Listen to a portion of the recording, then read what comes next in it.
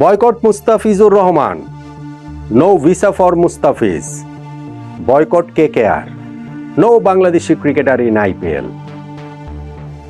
Hashtag দিয়ে এরকম নানান বার্তা গত 2-4 দিনে আমি সোশ্যাল মিডিয়াতে দেখতে পেয়েছি।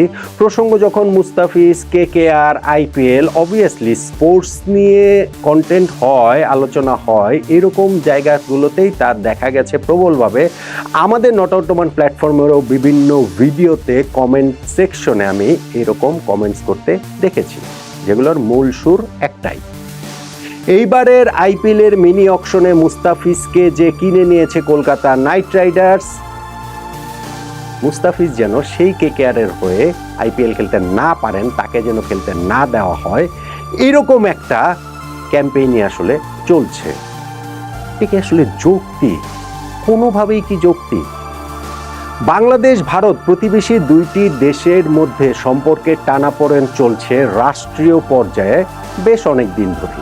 সেটা রাজনৈতিক কারণে, কখনো কখনো সেইখানটাতে ধর্মীয় কারণটাও যোগ হয়ে যায়।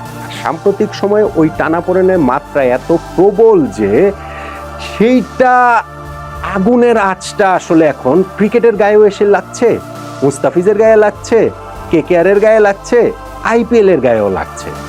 কিন্তু এই স্পোর্টস, এই যে খেলাধুলা, এই যে একজন মুস্তাফিজকে কেকেআর নিয়েছে, এই পর্যায় পর্যন্ত চলে আসাটা কি কোনোভাবেই সমর্থনযোগ্য?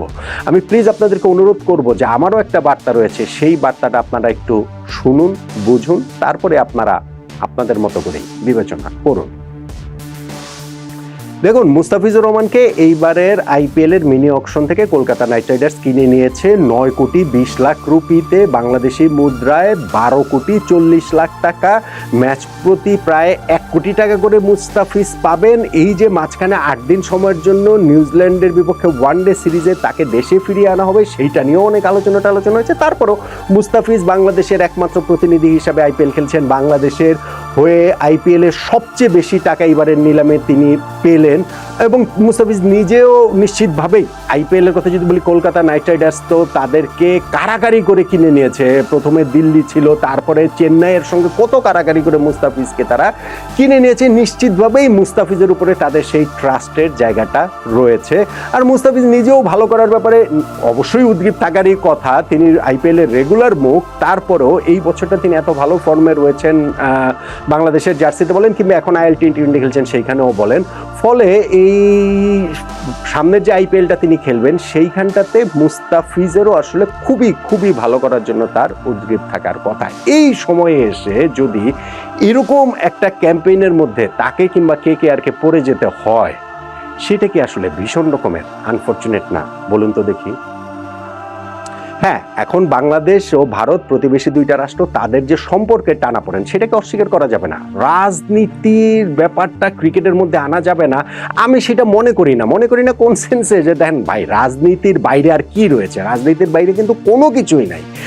কোনো কিছু নাই মানে কোনো কিছু নাই, কিন্তু সেইটার একটা মাত্রা থাকতে হবে। ধরেন ভারত এবং পাকিস্তানের মধ্যকার সম্পর্কের যে জায়গাটা, সেই রাজনৈতিক সম্পর্কের মাত্রাটা এমন পর্যায়ে পৌঁছেছে যে পাকিস্তানের ক্রিকেটাররা আইপিএল এ নিলামে অংশ নেন না, তাদেরকে থাকতে দেওয়া হয় না, ফলে তারা আইপিএল খেলেন না। বাংলাদেশ আর ভারতের সম্পর্কের জায়গাটা তো সেরকম না।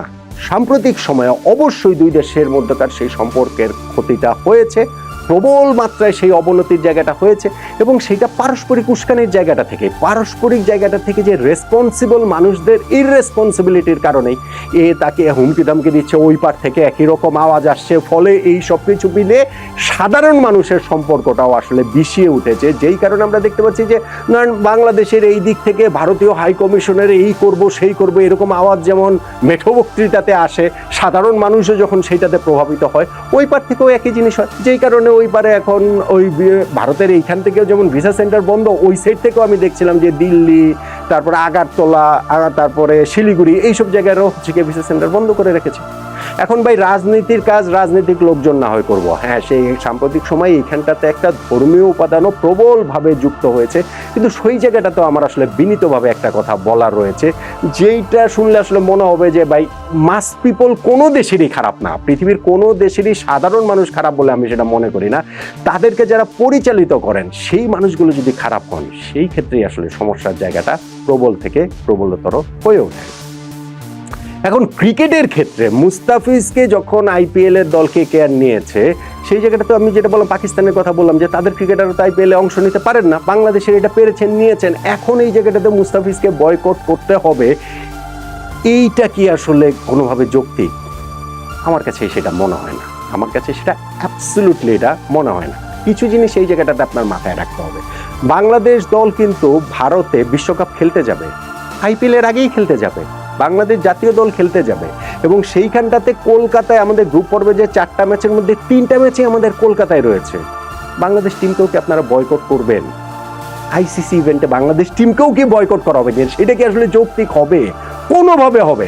তাহলে ভাই মুস্তাফিজকে টার্গেট কেন করছেন? কোন কারণটাতে এই জায়গাটাতে করছেন আমাকে সেটা একটু বলেন তো দেখি। বা কেকেআর নিয়ে কি মুস্তাফিজকে দলে নিয়ে কি তারা অপরাধ করে ফেলেছে? চেন্নাই যদি দলে নিত তাহলে আসলে কি হতো? চেন্নাই থেকে এরকম মিছিল মিটিং আন্দোলন বা যে সোশ্যাল মিডিয়ার যে জিনিসটা দেখছি সেরকম কি হতো? I don't think so. আমার কাছে সেইটা আসলে কোনোভাবেই মনে হয় না। ফলে এইখানটাতে আমি মনে করি যে যারা রেসপন্সিবল, আমি আবারও বলি রেসপন্সিবল লোকরা ইররেসপন্সিবল কাজ করে, আমরা যারা সাধারণ মানুষ রয়েছে আমরা না হয় একটু রেসপন্সিবিলিটির জায়গাটা দেখাই, আমরা না হয় পারস্পরিক একটু সহিষ্ণুতার জায়গাটা দেখাই, আমাদের সাধারণ মানুষের মধ্যে না হয় সেই সৌহার্দ্যের জায়গাটা আসলে একটুখানি দেখাই। অবশ্যই কোনো একটা ইস্যু নিয়ে আপনি রাজনৈতিক কারণে হোক, রাষ্ট্রীয় কারণে হোক, ধর্মীয় কারণে হোক আপনার অনুভূতি আঘাতপ্রাপ্ত হতে পারে, কিন্তু সেইটাকে ডিল করা কি উপায় এইটা যে মুস্তাফিজকে কেকেআরে খেলতে দেওয়া হবে না, তাকে যেন খেলতে না দেওয়া হয়? আমার কাছে এইটা আসলে কোনোভাবেই এটা যৌক্তিক বলে মনে হয় না। আমি তাই আসলে অনুরোধ করব যেগুলো হয়েছে সেটা প্রত্যেকের, মানে বাংলাদেশের এই অংশের যেমন ঠিক তেমনি ভারতের অংশেরও সাধারণ মানুষদের অনুভূতির প্রতি আমার শ্রদ্ধা রয়েছে, অবশ্যই তারা তাদের অনুভূতির জায়গাটা জানাতেই পারেন, কিন্তু ক্রিকেট মাঠে এইটা নিয়ে আসলে সেইটার আগুনটা এত সর্বব্যাপী এবং এত সর্বগ্রাসী হবে, শেষ পর্যন্ত সেই আগুনের আঁচ থেকে আমরা কেউ রক্ষা পাবো না। আমরা কি সেটা করব? আমরা কি আমাদের যারা রয়েছেন রেসপন্সিবল, যারা কোট আনকোট আমাদের দুই পাশেই সীমান্তের এপারে ওপারে যারাই রয়েছেন, তারা তাদের লাভের জন্য, তারা তাদের স্বার্থের জন্য অনেক কিছু করবে, করতেই পারে, করেন, এটা হচ্ছে গিয়ে পৃথিবীর ইতিহাস। সাধারণ মানুষ তাতে বিভ্রান্ত হয়, সেটাও পৃথিবীর ইতিহাস। কিন্তু এই জায়গাটাতে আমার মনে হয় যে একটু রেসপন্সিবিলিটি যদি আমরা সবাই মিলে দেখাই, এটা ইস্যুটা শুধু মুস্তাফিজ না, ইস্যুটা শুধুমাত্র হচ্ছে গিয়ে এই যে কেকেআরে তাকে খেলতে দেওয়া হবে না হবে বিষয়টা সেটা নয়, আর অনেক কিছু এর মাঝখানে অবশ্যই হতে পারে, ঘটতে পারে, কিন্তু আমি মনে করি যে এখনো ঘটনাটা এই পর্যায়ে যায়নি যে মুস্তাফিজকে কেকেআরের সমর্থকদের বয়কট করতে হবে অথবা মুস্তাফিজকে খেলালে কেকেআর টিমকে বয়কট করতে হবে, সেই রকম একটা জায়গাতে পুরো ঘটনা প্রবাহটা চলে গেছে বলে আমার কাছে মনে হয় না। আমার তাই মনে হয় যে আমাদের প্রত্যেকেরই যদি আমরা একটু ধৈর্য ধরি, একটু সহনশীল হই, একটু সহিষ্ণু হই, একটু আমরা পারস্পরিক সৌহার্দ্যের জায়গাটা থেকে দেখি, সেই ক্ষেত্রে আমাদের এইখানটা থেকে হচ্ছে গিয়ে শেষ পর্যন্ত গিয়ে ওই সবার যে সদিচ্ছাটুকু যদি থাকে তাহলেই আসলে ভালো কিছু হবে। তা যদি না হয় তাহলে শেষ পর্যন্ত গিয়ে এই ঘৃণার চাষাবাস, এই ঘৃণার চাষাবাদ, এই ঘৃণার চর্চা এই করে করে করে করে শেষ পর্যন্ত গিয়ে আমরা আসলে কোথাও যাব না। ফলে আমি মনে করি মুস্তাফিজকে যে কলকাতা নাইট রাইডার্স নিয়েছে, আমি এখনো এটা বিশ্বাস করতে চাই যে অবশ্যই কেকেআর ফ্যানরা তাকে স্বাগত জানাবে, অবশ্যই তার কাছ থেকে বিগ পারফরমেন্স আশা করবে।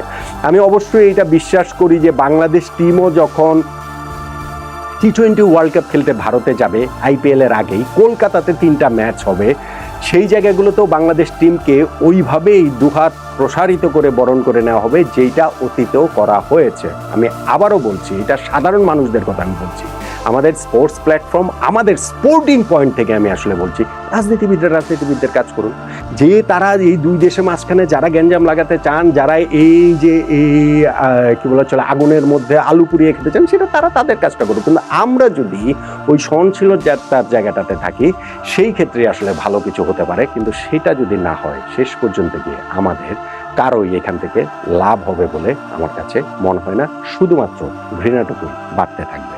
ফলে মুস্তাফিজুর রহমানকে আইপিএলে তিনি খেলবেন, কেকেআর এর জার্সিতে খেলবেন, খুব ভালো খেলবেন, এইরকম একটা প্রত্যাশার জায়গায় সীমান্তের ওপার এপার সব জায়গা থেকে একই রকম ভাবে হওয়া উচিত বলে আমি অন্তত মনে করি, আমি অন্তত বিশ্বাস করি।